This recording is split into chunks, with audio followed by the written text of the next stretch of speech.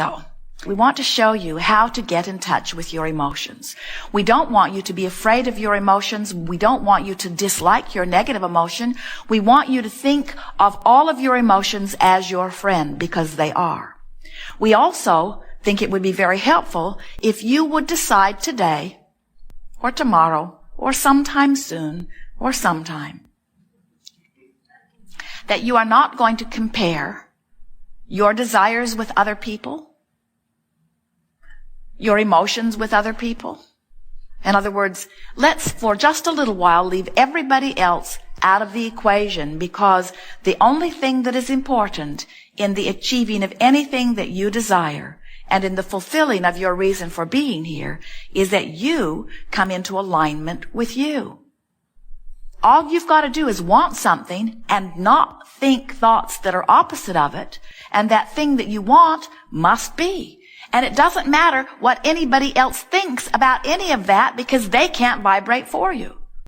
Oh, you can pay attention to what they think, and as you pay attention to what they think, something is activated within you, and that really is what power of influence is. But you don't have to be influenced in a negative way. You can look around this world and find vibrational alignment with things that are a vibrational match to you. Years ago, Jerry wrote a paper called Keep Your Ideas to Yourself Until They Are Fully Developed. And the reason that he wrote the paper is because he saw so many people that he was counseling toward achieving one thing or another, who would be well on their way to achieving it when they would talk to someone who had a different idea about it. Jerry would meet people that he knew nothing about their past, and he would hold a vision of them in his mind of their success. He would say, what is it that you want? He would get them to express with clarity what it was that they wanted, and then he would say, I will show you the path to achieving what you want. And he would monitor them day by day, and he would see them moving towards success with evidence all around them pointing to the success that they were receiving. And then they would go home and talk to somebody who remembered who they used to be. And that person would remind them who they used to be with such fervor that it would activate within that person the memory of who they used to be. And now they were out of vibrational alignment with who they now wanted to be. So Jerry wrote a paper and gathered many statistics about it that said, keep your ideas to yourself until they are fully developed, because he knew that if he could hold a person's focus upon the belief of their success long enough, that they would achieve vibrational alignment with their new idea, and that in achieving vibrational alignment with their new idea must manifest, and that if they could gather enough momentum that in time, nothing that anybody else said would make any difference, because now that person could say to the people who were remembering who they used to be, no, I used to be that, now I am this. You don't know me anymore. I have become something more. But if they got to them too soon, they would remember themselves who they used to be, and then the party was over. So, today we're talking to you about the art of allowing, and we are going way, way, way, way back. In other words, you might be remembering the failure of your childhood, or the failure of a relationship, or the failure of a financial situation, but we are remembering who you really are. We're wanting to activate within you that vibrational, visceral, emotional, spiritual, soul memory of the fantastic creator, of the worthy being that you are. And we don't want anything that has happened along your physical trail to have become so much more meaningful than who you really are that you revert to your failure vibration, to your unworthy vibration. We want to help you restore yourself to your invincible, worthy, beloved, creative genius vibration. That's what the art of allowing is. The art of allowing says, you get to choose it, but you got to vibrate in vibrational alignment with what you have chosen. We have not come to dissuade you from anything you want, because you are not choosing inappropriately, no matter which side of which battle you are upon. There is not a giant right and wrong in the sky. You have not come forth to set everybody straight, to make the world understand your one way of thinking, because one way of thinking is the only wrong way of thinking that there is. This is a universe of diversity, and diversity means plenty to go around, and source energy will answer everyone. And it is only in your shortage consciousness where you believe that there is an finite amount of resources that you are squabbling over, whether it is land or whether it is oil or whether it is the right attitude or whether it is the right religion. When you think that what you've got is the only place that it exists and you are fighting over it, then there is plenty of resistance to go around. The resources that you're reaching for are infinite. And your ability to achieve a desire for something means that the universe has the ability to deliver it to you with no exceptions. And so, if just for a few days you will say, I am no longer in competition with anyone, and more importantly, I no longer give a rip what anybody else thinks about anything. I'm going to spend my time for just a little while showing myself my vibrational alignment with my own source. I'm going to start guiding my life from the inside out. Now you're on the track that you were born to be on. Now you are fulfilling your reason for being. And oh yes, what was that again? Your reason for being? Joy. Joy, you say. Oh, surely there's more than that. Surely there is something more meaningful than joy. Actually, no.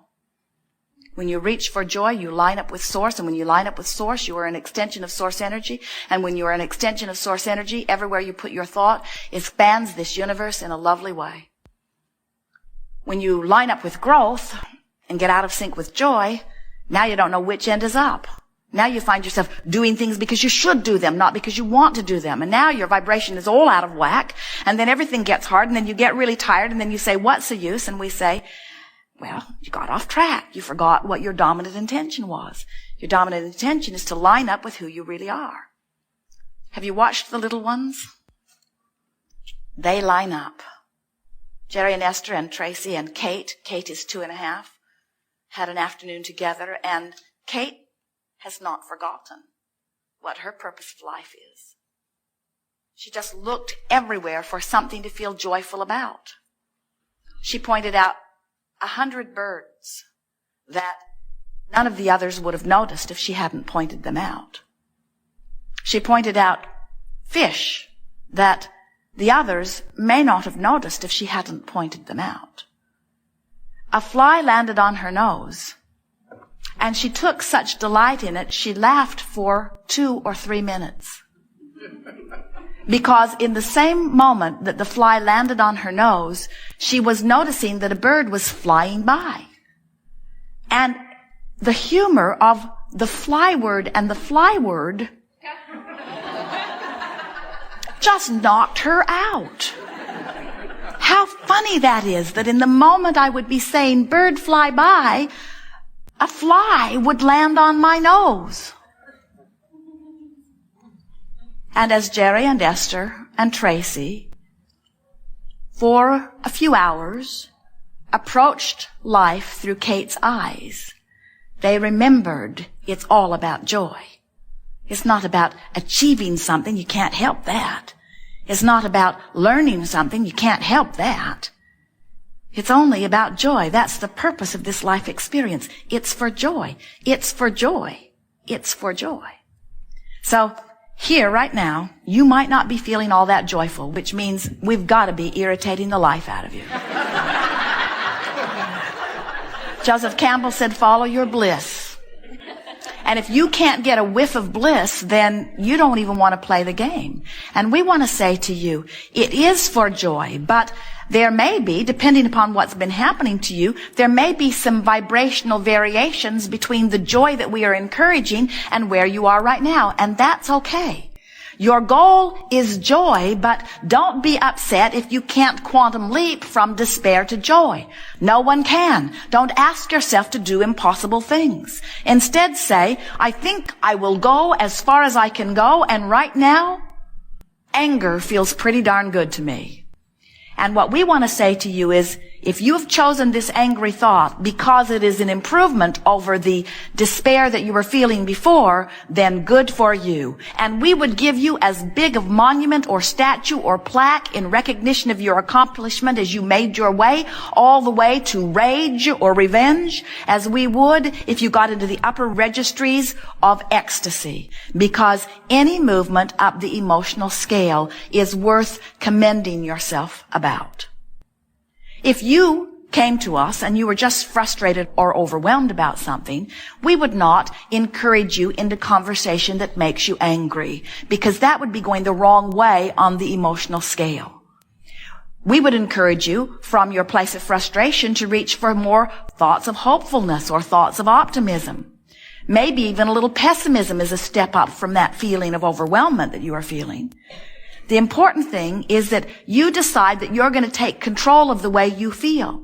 And most of you have not really yet understood that or decided to do that. Most of you are still saying, give me a better condition and then I will observe it and I'll feel better when I see it. And we say, good luck on that one, because you can't get there from there. You can't get to a better condition from a place of vibrating with a worse condition. The law of attraction is not going to bring it to you.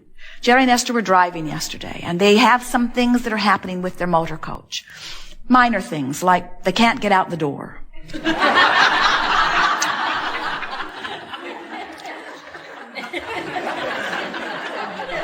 When they put the coach in gear, it puts pins down that airlock the door shut. And then when they put the parking brake in, then it releases those, and so they can exit the coach. But for some reason, that mechanism is slow. So they're waiting and waiting and waiting and waiting to get out the door. And there is an emergency hatch, but it's very uncomfortable. Jerry said, I don't even think we can climb out this window, and look how far down it is. And so they've gathered a list of things that they are wanting to have fixed on their coach, and they will take it to Decatur tomorrow. But Decatur was not expecting them because it just happened. And the first appointment that they could get is the end of October. Well, they will not be in the area the end of October. And so when Esther called to talk to a man, he was very nonchalant. He said to them, sure, you're free to drop in. And Esther said, do you think anyone will have time to see us? And he said, I have no way of knowing that. And Esther said, well, it is quite a distance for us to drive over there. Can you give me your best guesstimate? And he said, I really shouldn't do that. And Esther said, well, if you were standing in my physical shoes, would you make this effort? And he said, you're welcome to drop in any time. And Esther hung up the telephone and she looked at Jerry, and they both said, he does not really care. He has no sense of concern at all. And then they began sort of beating the drum of that. And as they made their list of things that need to be repaired, they pointed out to one another, none of these things should even be on this list. This should be a better manufactured job. This should not be happening. And before they knew it, in about 10 minutes, they were both in a place that we would call frustration. Serious frustration, bordering on resentment. Not bordering, it was well into resentment. And just tiptoeing into the range of revenge. As Esther was picturing the big sign she was going to put on her coach, don't buy one from them. Actually, it had not gone that far this time. When Esther realized that her vibrational attitude and what she emits now in the next few days will dictate whether there is a slot for her or not when they get over there on Monday morning. In other words, everything about that future experience depends on how she feels now. Ooh, something to think about. So now she has motivation to feel good. Now, here's the thing that we want to talk to you about. You all, even Esther, often will use the motivation to feel good when we want feeling good to be the motivation. We want it to matter so much to you that you feel good. We don't want you to just practice feeling good so you can get stuff. And that's why you want to get the stuff anyway, isn't it? Don't you want to get the stuff so that you can feel good? So why not feel good whether you get the stuff or not? So then Esther began talking out loud, and she said to Jerry, you know, these people must have an endless stream of people that pass through their shop with situations just like this.